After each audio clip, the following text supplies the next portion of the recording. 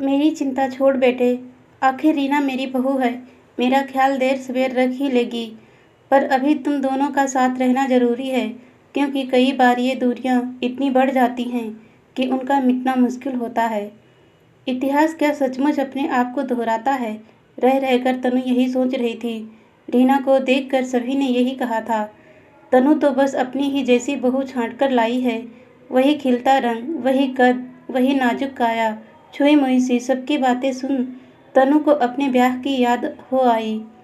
तनु जब ब्याह कर आई थी तो माँ जी से भी सभी ने यही कहा था, शीला तो अपनी ही जैसी बहू लेकर आई है। लगता है जैसे बहू नहीं बेटी है, तो इसे मेरी बेटी ही समझो ना। माँ जी ने उसी समय भाव विभोर होकर उसे गले से लगा लिया था। वैसे इसमें कोई संदेह नहीं था, उसे उनसे माँ जैसा प्यार ही मिला था। तब उम्र भी क्या थी, यही 19-20 की रही होगी। खाने पीने से लेकर वह उसकी हर बात का ध्यान रखती थी। अब बेटियां तो ससुराल गई, यही मेरी बेटी है और बहू भी। अक्सर उनके मुंह से यही निकलता था। माँ जी का वही स्नेहिल चेहरा आंखों के सामने घूम गया था। तभी बिमला जी की आवाज़ सुनाई दी, जाओ तनु, अब तुम भी कुछ देर आराम कर लो। शाम को फिर मेहमानों की विदाई का इंतजाम करना होगा तुम्हें। वैसे तो शादी का घर है, काम ही काम बिखरे हैं, पर तब तक मैं संभाल लूँगी। बिमला जी ने एक प्रकार से उसे अंदर कमरे में ठेल दिया था, पर पलंग पर लेटकर भी तनु अतीत में ही खोई रही। शादी के प्रारंभिक दिन एकदम से आंखों के सामने घूम गए थे। सचमुच घर भर की चहेती थी वह। महेश तो एकदम दीवाने थे उसके। कलकत्ते में अपना फ्लैट मिलते ही उसे ले गए थे। महानगर, बड़े शहर की चकाचौंध, सब कुछ देखने की कितनी चाह थी, पर छोटा सा एक कमरे का फ्लैट देखते ही मन कुछ बुझ सा गया था। यहाँ इस घर को कैसे सजाएंगे? यहाँ तो सामान भी पूरा नहीं आ पाएगा। सजाने की ज़रूरत ही क्या है, ये तो तुम्हारे आने से ही सज गया है। महेश ने उसे बाहों में भर लिया था। कुछ दिन तो घूमने फिरने में ही निकल गए थे, पर महेश की छुट्टियां खत्म होने के बाद वह घर में उकताने लगी थी। क्या करें दिन भर? बार बार उसे मायके और ससुराल के लंबे चौड़े भरे पूरे मकान याद आते। कितने लोग थे, कब दिन गुजर जाता पता ही नहीं चलता था। लंबा चौड़ा आंगन, बड़ा सा बगीचा, बड़ी सी खुली छत, लेकिन यहाँ तो आसमान का टुकड़ा तक देखना नसीब नहीं होता। कई बार उसने महेश से मकान बदलने की जिद भी की थी। तुम बात को समझती क्यों नहीं? यह महानगर है, बड़े मकान के लिए किराए भी उतने ही अधिक हैं। फिर मेरी समझ में नहीं आता कि तुम्हें तकलीफ क्या है। खैर, धीरे धीरे वह इसके लिए भी अपने आप को अभ्यस्त करने का प्रयास करने लगी थी। इसी बीच ससुराल से खबर आई कि सास बीमार है। महेश और तनु दोनों ही मिलने के लिए तुरंत रवाना हो गए। देखो तनु, तुम्हारा पहला कर्तव्य माँ के प्रति है, इसीलिए मैं चाहूँगा कि तुम उनका पूरा ध्यान रखो। किन्हीं भावुक क्षणों में महेश के मुंह से निकला था यह वाक्य, और फिर माँ जी की भी जिद थी कि अभी और कुछ दिन तनु उनके पास रहे। उन्हें अकेलापन खलने लगा था। तनु रुक गई थी। माँ जी की तबीयत में अब थोड़ा सुधार था। कभी बातों बातों में तनु के मुंह से निकल गया था, वहाँ कलकत्ते का मकान बहुत छोटा है, एक कमरे का, और माँ जी ने भी पता नहीं किस री में महेश को लिख भेजा था, अब बड़ा मकान ले लो, तभी बहू को लेने आना। बेचारी का दम घुटता होगा एक कोठरी में। उसके बाद तो काफ़ी लंबे अरसे बाद घर आए थे महेश, और तब से उखड़े उखड़े से ही रहने लगे थे। आखिर बात क्या है? मैंने तो आपके कहे अनुसार सबका ध्यान रखा। अब माँ जी की तबीयत भी ठीक है, मैं भी तैयारी कर लूँ। काहे की तैयारी? क्यों, मुझे साथ नहीं ले चलना है?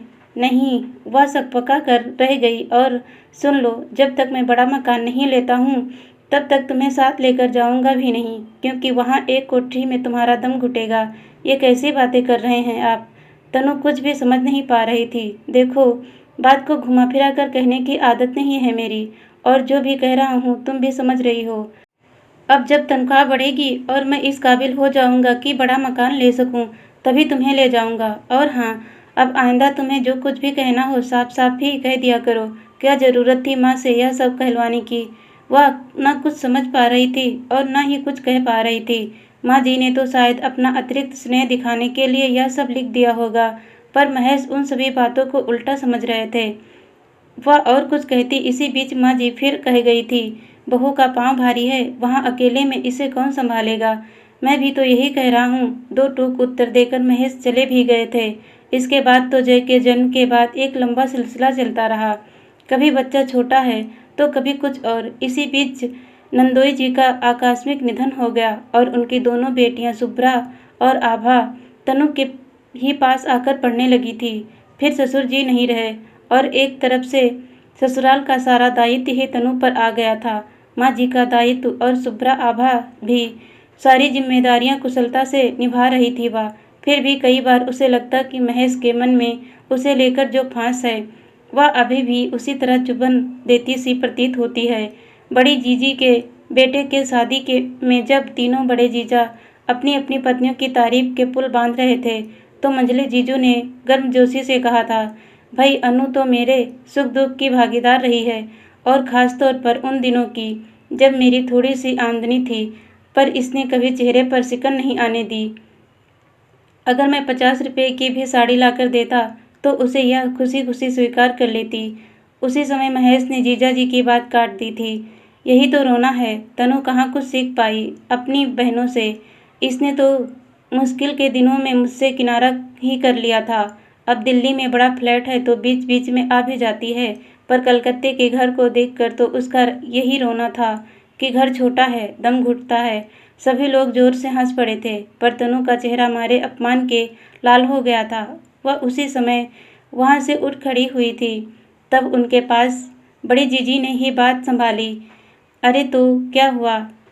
क्या तनु ने अपनी ससुराल को नहीं संभाला है? ऐसा मत कहिए महेश जी। आंसू छिपाती हुई तनु फिर भी कमरे से बाहर चली गई थी। महेश तो फिर भी उल्टे उसी पर बरसे थे। क्या है, जरा सा सेंस ऑफ ह्यूमर नहीं है तुम में? मजाक भी नहीं समझती हो? इसमें मजाक क्या था? वह फूट पड़ी थी। अरे ठीक है, ससुराल का ध्यान रखा तुमने, वो तो सभी बहुएं रखती हैं। तो क्या मैं तुम्हारी तारीफों के पुल बांधता रहूं? वह क्या कहती, सभी जीजा जी भी तो अपनी अपनी पत्नियों के तारीफों के पुल ही बांध रहे थे। फिर ऐसा नहीं है कि बात की गंभीरता को वह समझती नहीं है। जाने अनजाने कई बार महसूस हुआ है उसे कि उसके और महेश के बीच की दूरी बढ़ती जा रही है। कई बार उनके मुंह से निकल चुका है, तुम तो इसी प्रकार माँ के पास रहकर घर संभालो, मेरा क्या है, अब तो अकेले रहने की आदत सी हो गई है। हालांकि इसी बात को लेकर दोनों बड़ी दीदी भी कई बार कह चुकी थी। तनु यह क्या, महेश को एकदम छोड़ दिया तूने? अरे इतनी आशिक मिजाज के हैं, वहाँ किसी और से दिल लगा बैठे तो वह क्या कहती? क्या पता दिल लगा भी लिया हो। वह तो वैसे ही इतनी दूर रहती है, महीनों बाद कुछ दिनों को जा पाती है।